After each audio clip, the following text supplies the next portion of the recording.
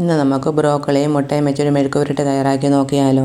അതിനായിട്ട് 200 ഗ്രാം തൂക്കം വരുന്ന ഒരു ബ്രോക്കോളി എടുത്തിട്ടുണ്ട്. ബ്രോക്കോളി ഇതുപോലെ ഒന്ന് അടർത്തിയെടുത്ത് കട്ട് ചെയ്ത് വയ്ക്കാം.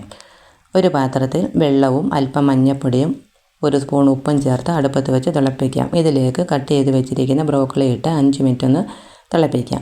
ഇതിൽ ചെറിയ കീടങ്ങളൊക്കെ ഉണ്ടാകും. അതെല്ലാം ഒന്ന് പോകുന്നതിന് വേണ്ടിയാണ് നമ്മൾ തിളപ്പിച്ചെടുക്കുന്നത്. അതിനുശേഷം കോരിയെടുക്കാം. കുറച്ച് തണുത്ത വെള്ളം ഒഴിച്ച് കൊടുത്തിട്ട് മാറ്റി വയ്ക്കാം. അതിനുശേഷം ഫ്ലെയിം ഓൺ ചെയ്ത് പാൻ അടുപ്പത്ത് വയ്ക്കാം. 2 സ്പൂൺ എണ്ണ ഒഴിച്ച് കൊടുക്കാം. ചൂടായി കഴിയുമ്പോൾ നമുക്ക് കടുകിട്ട് കൊടുത്ത് പൊട്ടിക്കാം.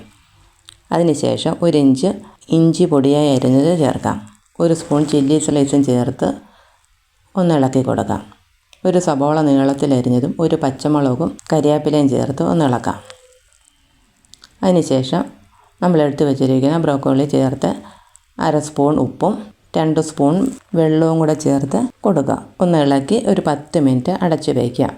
ഇതൊന്ന് വേകുന്ന സമയം നമുക്ക് ഒരു ബൗളിൽ 2 മുട്ട ഉടച്ചതും 1 നുള്ളു ഉപ്പും അല്പം കുരുമുളക് പൊടിയും ചേർത്ത് നന്നായി ഒന്ന് മിക്സ് ചെയ്ത് വെക്കാം. അതിനുശേഷം നമ്മൾ ബ്രോക്കോളിയൊക്കെ നന്നായി വെന്ത് വെള്ളമൊക്കെ വറ്റി വന്നിട്ടുണ്ടാകും. ബ്രോക്കോളി നന്നായിട്ട് ഇളക്കി സൈഡിലോട്ടൊന്ന് മാറ്റി അതിൻ്റെ നടുവിലായിട്ട് നമുക്ക് ഈ മുട്ട ഒഴിച്ചു കൊടുക്കാം. ഹൈ ഫ്ലെയിമിൽ വെച്ച് വേണം നമ്മളിത് ഒഴിച്ചു കൊടുക്കാൻ. 1 മിനിറ്റ് കഴിഞ്ഞതിന് ശേഷമേ നമ്മൾ ഇളക്കി കൊടുക്കാവൂ. ഒന്ന് ഇളക്കി നന്നായിട്ടൊന്ന് എടുക്കണം.